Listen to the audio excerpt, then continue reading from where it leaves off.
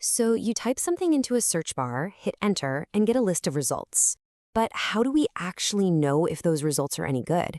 It might feel like magic or just a matter of opinion, but there is a deep, fascinating science to measuring what makes a search good. So let's pull back the curtain and really get into it. Here's what we're going to cover. First, we'll look past the obvious, speed, to figure out what we're really trying to measure. Then we'll dig into the two absolute pillars of search quality, precision and recall. We'll see how to strike the perfect balance between them, how that plays out in the real world of ranked lists, and how the whole thing really starts with you. And finally, we'll take a quick peek into the future of search. All right, first up, let's just challenge a really common assumption. When we think of a good search engine, our minds immediately go to speed, right? But is that really the whole story? Not even close. I mean, seriously think about it. If a search engine gives you a completely useless answer in a nanosecond, is that really better than one that takes an extra millisecond to give you exactly what you were looking for? Of course not. Speed is useless without accuracy. Because at the end of the day, getting wrong answers faster doesn't help anyone. The real goal, the true north for any search system, is something we call user happiness. But that's a pretty fuzzy concept, right? How on earth do you put a number on happiness? Well, you can't really. So instead, the industry uses a proxy, something we can measure, relevance. And here's the crucial part. Relevance is not just about matching the words you typed. It's about figuring out the need behind your words. So if you search for, say, red wine heart attack, you aren't just looking for those words. You're asking a question, something like, what's the relationship between drinking red wine and my heart health? A relevant document answers that question. And to measure this scientifically, you need a three-part toolkit. First, you need a standard set of documents to search through. Second, you need a standard set of questions to ask. And third, this is the most important piece, you need actual humans to go through and decide for every question which documents are relevant and which are not. This gives you a solid gold standard to test any search engine against. Okay, so once you have that standardized setup, you can start to calculate the two most important metrics in the entire field of information retrieval. This is really the heart of it all. Let's just visualize this for a second. Imagine two big circles. The circle on the left represents every single document in the world that is truly relevant to your question. The circle on the right is the answer set. It's everything the search engine actually gave you. The entire science of search quality really just boils down to one question. How much do those two circles overlap? So the first way we measure that overlap is with precision. It's a really simple idea. Of all the results you got back, what percentage of them were actually good? Precision is all about the quality of your results.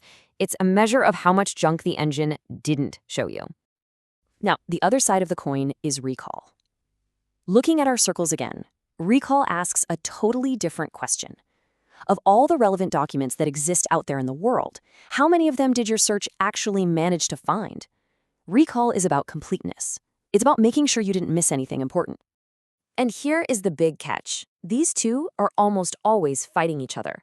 It's a constant tug of war. As you can see from a graph like this, it's easy to get 100% recall. You just return every single document in the database. But your precision would be terrible. On the flip side, to get really high precision, a system might only show you the one result it's absolutely sure about, which means you'd miss out on tons of other good stuff. It's a trade-off. Okay, so if boosting precision usually hurts recall and boosting recall usually hurts precision, how in the world do you compare two different systems? You need a single number, a tiebreaker, that finds that perfect, healthy balance between them. And that is exactly what the F measure is for. It's a clever way to blend both precision and recall into one single score. And the magic is in how it does it. It uses a special kind of average called a harmonic mean to find that sweet spot between the two. So why a harmonic mean and not just a regular old average? Well, because a regular average can be easily fooled. A system could score 100% on precision, but only 1% on recall, and a simple average would look okay. The harmonic mean is what we'd call conservative. It severely punishes that kind of imbalance. It's designed to reward systems that are just plain good at both. Now, up until this point, we've been talking about search results like they're just this big, unordered pile of documents. But that's not how we experience search at all, is it? No way. We get a ranked list. And we all know, instinctively, that the number 1 result is infinitely more valuable than number 10. And number 10 is on a different planet from a result on page 5. For modern search, the order is absolutely everything. So, to evaluate a ranked list, we use something called a precision recall curve. Just think of it like a report card for the entire results page. It answers the question, as we go further down the list, increasing our recall, how much does our quality, our precision, drop off? A great system, like the one you see here, holds on to that high precision for as long as possible. And to make sure all these evaluations are fair and repeatable, the research community uses huge shared test collections. I mean, look at these numbers. We're talking about collections with tens of millions of documents. This is how you level the playing field and compare different algorithms head-to-head scientifically.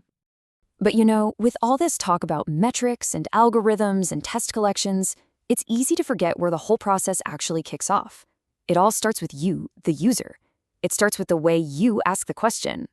Because every single metric we've talked about is downstream from your query.